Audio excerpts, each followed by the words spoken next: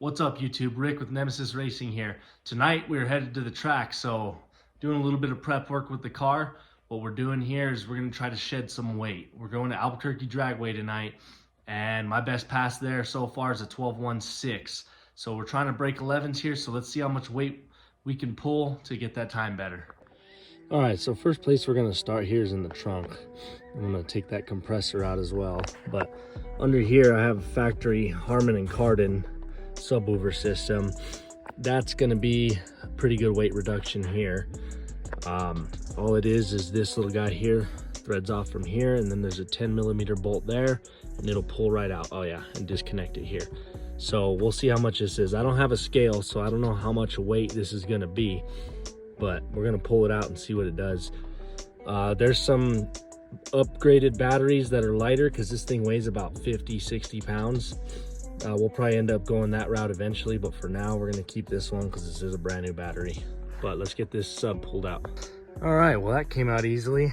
Found a bunch of my wrenches I was missing and my wheel lock under there as well, but it was a lot lighter than I thought it actually was going to be.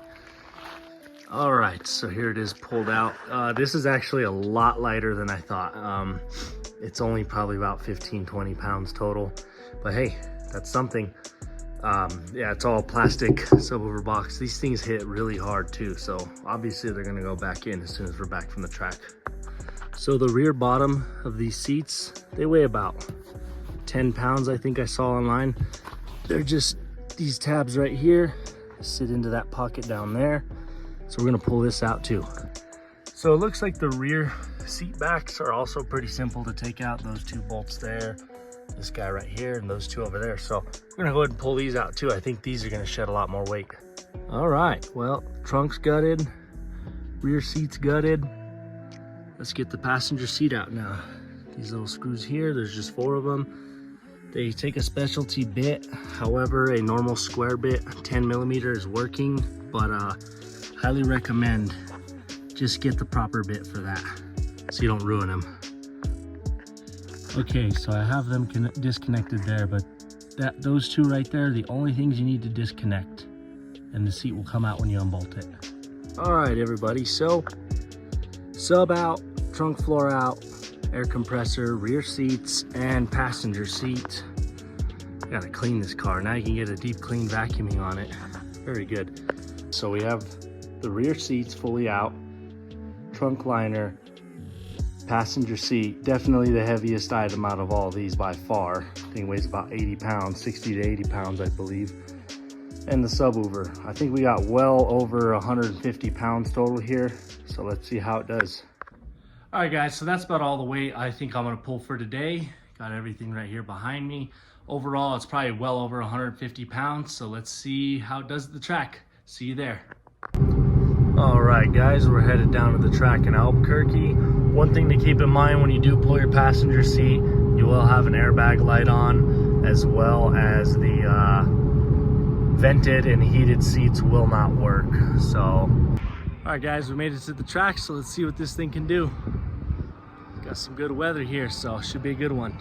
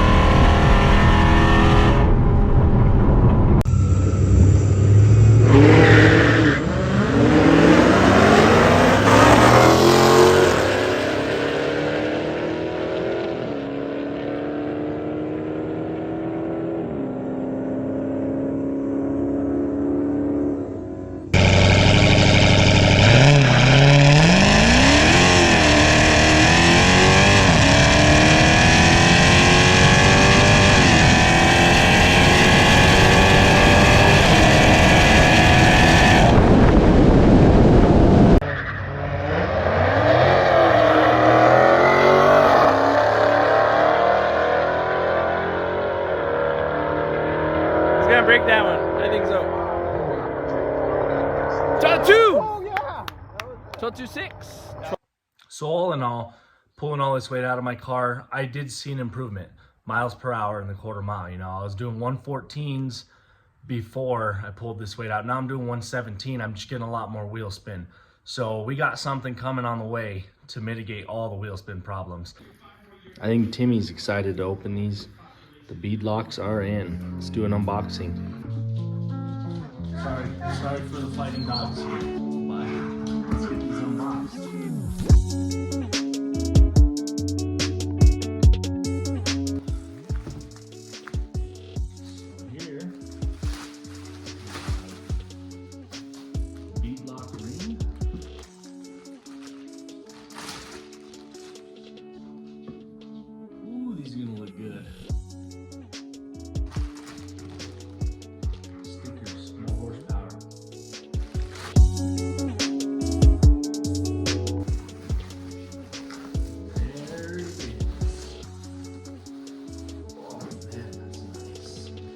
First forged wheel I've ever bought, truck, car, anything, so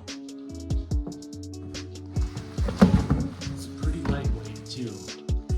These are gonna look super good on that Hellcat.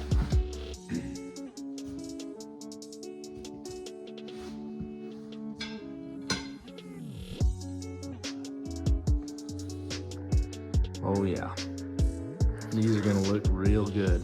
Hi, Sparky. Well, let's get to it then. All right. What better way to mount them than with the Hoosier drag bracket radial?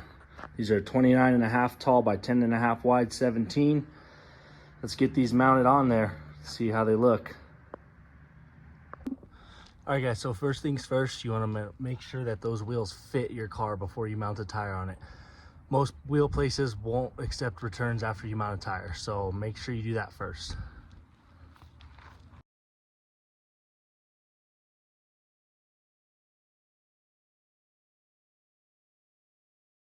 And then second thing second, make sure you buy lug nuts for the wheels. Obviously these stock ones are not going to work.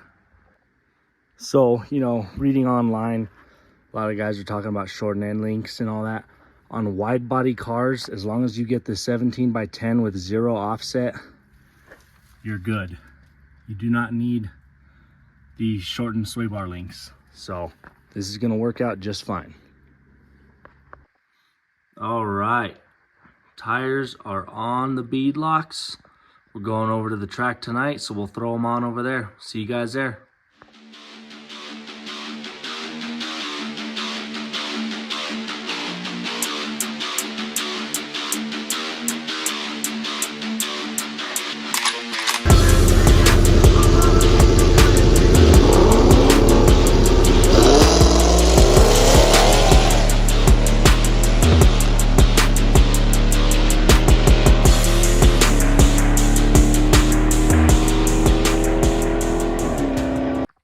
So unfortunately, I know everyone wanted to see it in that clip there, but the timing system was down that night when we went to the track. It was a real disappointment. I was bummed out. They let us run just heads up style on the arm drop, first to finish really, but yeah, no times. So it felt like a completely different car though. As you could see in that clip, there's almost no wheel spin. Like it launched hard. It scared me honestly, but here's a clip here. I lost this race in all-out call-out against a Shelby, but I ran an 11.8 in this clip, so check it out.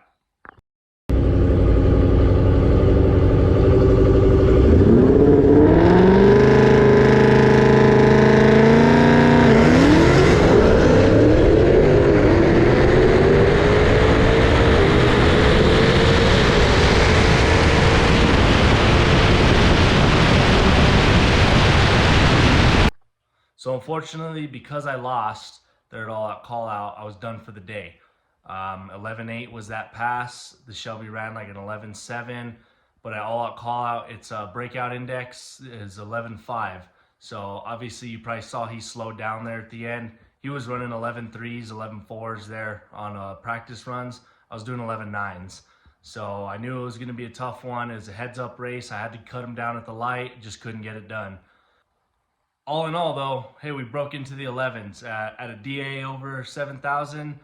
I'll take it. That's pretty good, you know. Obviously, these cars at sea level are running into the 10s with the slick and a stock setup. But I want to get into the 10s at a DA above 7,000. So that's the goal next. We're going to do some tuning on this car, some other big things. Hopefully when On3 Dyno can get back to me. So we'll see you guys on that. Hope you guys enjoyed this video. Don't forget to check out all the other stuff we got going on the channel here. The 70 Challengers coming along. Javi's doing some crazy stuff with his RS3. Be on the lookout for his videos. Don't forget to like, comment, subscribe. Have a great day. See you at the track.